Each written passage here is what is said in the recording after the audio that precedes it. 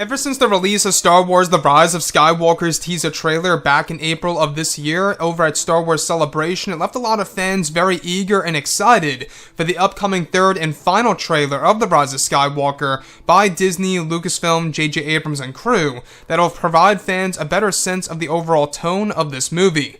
This is Mike Zero. Make sure to subscribe if you're new to the channel for future Star Wars content. Now, what's really exciting about Episode 9 is that, yes, we do know that this film is going to be, well, a revelation film with many different connections to the prequels and the originals that will benefit the characters of Rey and Kylo Ren in this story. Now, on top of all of this, these past couple of weeks or so, we've been learning a whole lot more about this film, and when it all comes down to various shot descriptions of the upcoming Trailer 3 of Episode 9, this is where things begin to get very intense for this film.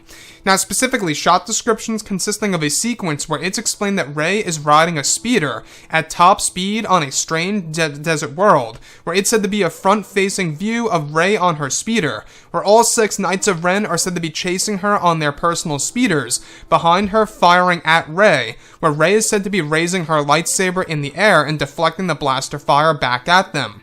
This is where it's explained that a new TIE Fighter variant is said to be coming and racing toward Rey and on her position and closing in on her as the Knights of Ren chase her, where Rey is said to jump off of her speeder, where all 6 Knights of Ren are said to surprisingly pass Rey, where she is actually confronting the fighter and it begins to chase her. The next describes a sequence in which Kylo Ren is inside of his chambers, opening the chamber of Darth Vader's broken lightsaber hilt, where a red kyber crystal is said to be seen. Inside of that is where Kylo extracts it and examines it. The crystal is said to be cracked, where during this sequence a revised track of the Imperial March begins to play over the shot, followed by dialogue of Palpatine talking about cheating death. The next describes a sequence in which a large space battle is taking place over a strange world, where Kylo is chasing Rey through the wreckage of a Star Destroyer in space, and firing at what appears to be her new starfighter. The last explains a sequence in which Rey is said to be meditating through the waves of the Force, where she begins to hear Luke's Force Ghost voice in the form of dialogue by Mark Hamill, talking about maintaining balance. So let's go over a couple of parts about this. Now, we do know that the end of September and the beginning of October is where the marketing of this movie is going to come in the full swing. Now, I believe it's on October 4th, that's going to be Force Friday, which is where they're going to unveil all the new figures, the toys, you name it. That's going to provide many different hints of everything related to the storyline of Episode 9. So, with that being said, this movie does have a lot going for it. This teaser trailer, or should I say this trailer, this full trailer, if you will, is really going to provide a lot of the tones of the film, of what Rey and Kylo Ren are going to go through. I want to go over the very beginning of this and how it connects to what we saw in the first teaser trailer back over in April of this year at Star Wars Celebration, where all 6 Knights of Ren are actually said to be chasing Rey on their own personal speeders. Which, by the way, explains as to why J.J. Abrams wanted the Knights of Ren to have speeders originally in The Force Awakens, and now that's going to be a thing in Episode 9, so that's another thing to look forward to.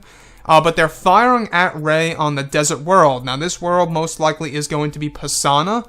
I highly doubt this is Tatooine, but this most likely is Pasaana at the very beginning of Episode 9.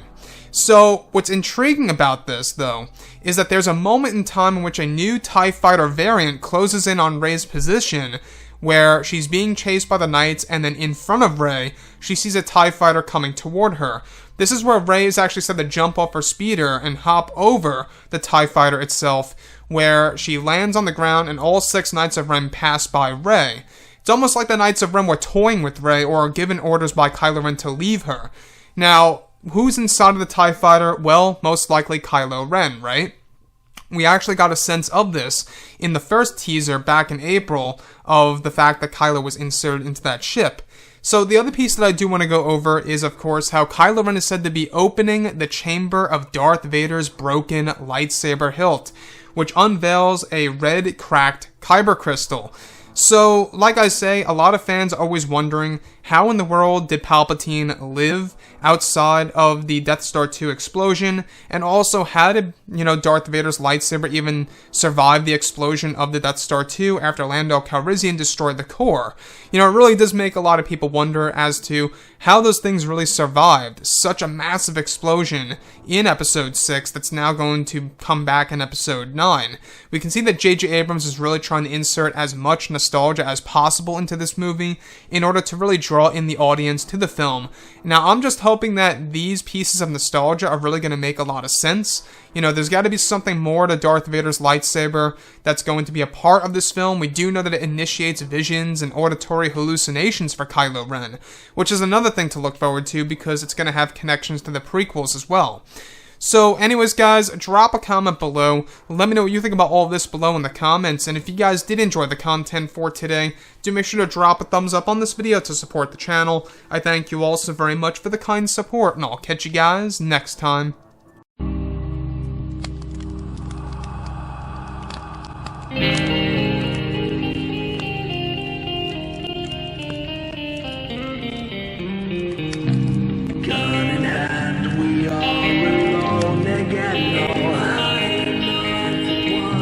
Night to